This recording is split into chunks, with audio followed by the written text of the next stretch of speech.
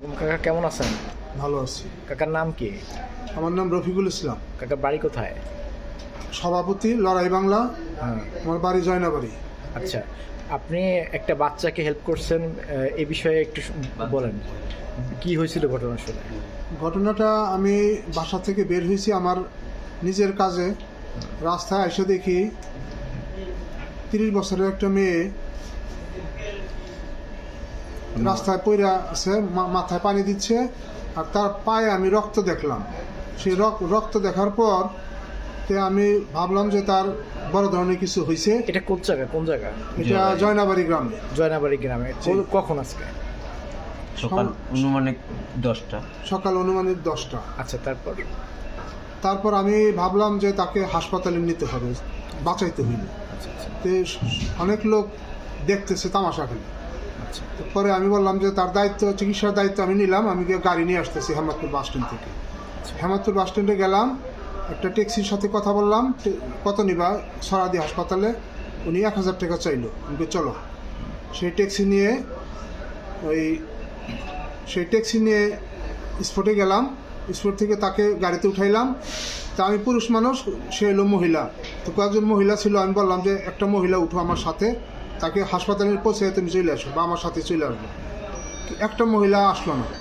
পরে বাধ্য হয়ে আমি একাই তারে নিয়ে সরাদি হাসপাতালে ভর্তি করলাম। এই বাচ্চা এবং মহিলাকে? মহিলা শুধু মহিলাকে? শুধু মহিলা। আনুমানিক 30 বছর। আচ্ছা আচ্ছা আচ্ছা আচ্ছা। তো মহিলাকে ভর্তি করলাম।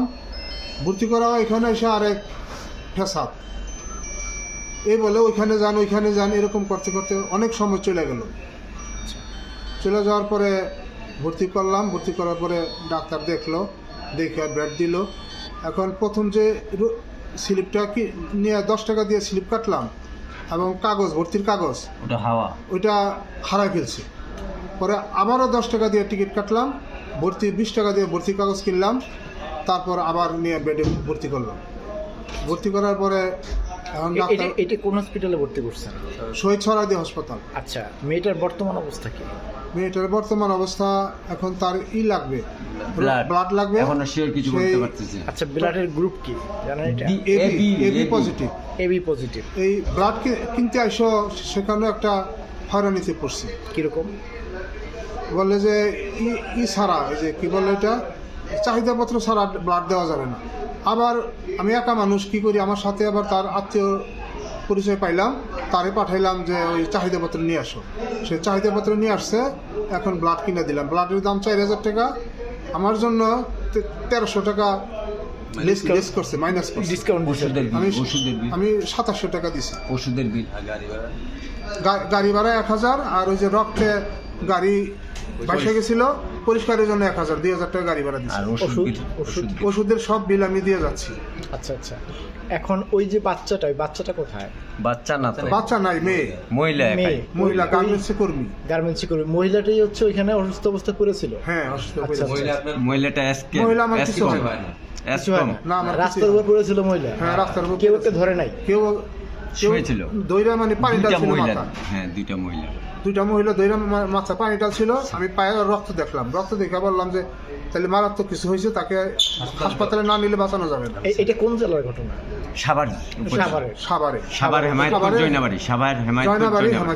হেমায়তপুর জয়নাবাড়ি। এখন এই মেয়েটার আপনি ফ্যামিলিতে কোনো যোগাযোগ করে বা মেয়েটার কি অবস্থা, কেন হয়েছে কিছু জানেন?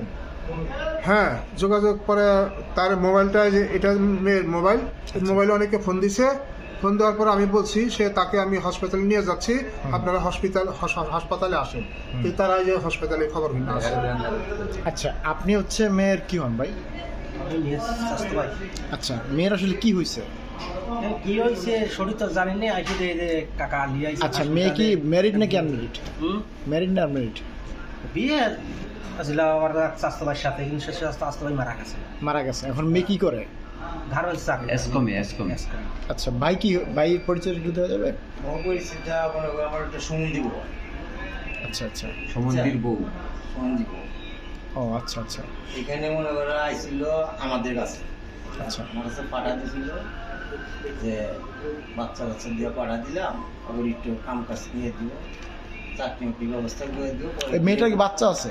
হুম। হ্যাঁ, দুইটা ছেলে আছে। দুটো ছেলে আছে। হ্যাঁ, একটা এত বড় আর তার একটা দেশে থাকে। মাঝামাঝি। আচ্ছা আচ্ছা বুঝছেন? এরা আইছিল এখানে। আচ্ছা আইসে থাকে আবার যায়, ঠিক আছে? পরে আর মায়ের মনে করো ওই ন্যাশনাল ঢুকা দিল। ঢোকার কাজ। কথা বলছেন, মানে লেখাপড়া নাই। হুম।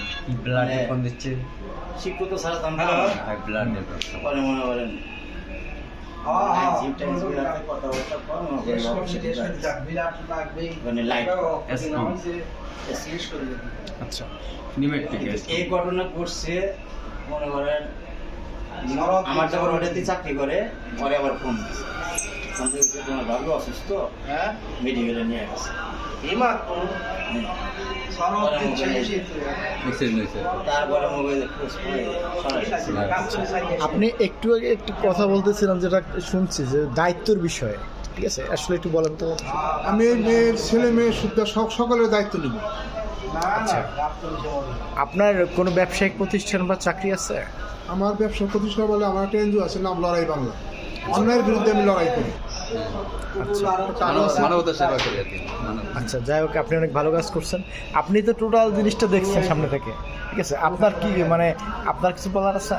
ওখানে একটা মেন রোডের পাশে পল্লী চিকিৎসক আছে, জৈনাবাড়ি বউবাজারের ওই একটা ব্রিজ আছে, ব্রিজটার পূর্ব সাইডে ওটা ইয়া হচ্ছে কি ডাক্তার, ওই জাকিরের ভাই ডাক্তার, ওই জাকিরের ভাই ডাক্তার, জাকির বিএনপি নেতা, ওই ভাই একটা ডাক্তার, ওই মার্কেটে একটা পল্লী চিকিৎসক আছে। পল্লী চিকিৎসককে বললাম কি করা যায় এই মুহূর্তে, আপনাকে কোনো সমস্যার সমাধান রায় দিতে পারবেন ব্লাডটা বন্ধ করা? তখন বলতেছে যে আমি দিতে পারবো, আমার কাছে ইনজেকশন নেই, আমি ট্যাবলেট কিংবা ক্যাপসুল দিতে পারবো, সাময়িক কন্ট্রোল হতে পারে, সাময়িক চিকিৎসা। তে খালি পেটে তখন বলতেছে আপনি একটা রুটি নিয়ে আসেন আর পানির ব্যবস্থা করেন। আমি একটা 1 লিটার মাম পানির বোতল নিয়ে দিলাম, সব বাকি, আমার পকেট খালি।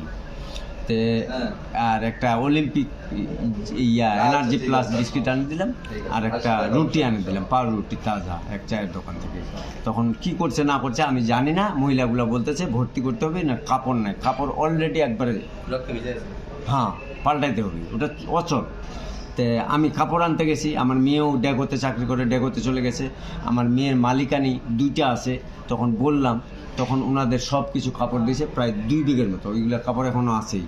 কাপড় আমি নিয়ে আমি একাই আইছি, আসে রিক্সা নিয়ে ঘুরলাম যে বড় বাড়ি দিয়ে, যে এই দিক দিয়ে গেছে, নাই খুঁজে পাইনি। আবার জৈনাবাড়িতে ঢুকলাম, জৈনাবাড়িতে ঢুকে আমার কাছে পকেট শূন্য, এক মুদিখানার দোকান থেকে 40 টাকা হাওলাত করে রিক্সাটা বাদ দিলাম।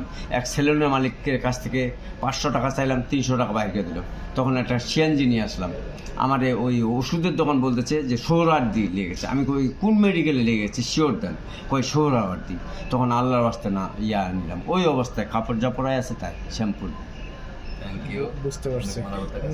আপনার আসলে আপনাদের সবাইকে অনেক ধন্যবাদ, ভালো কাজ করছেন, ঠিক আছে। আলহামদুলিল্লাহ। আচ্ছা।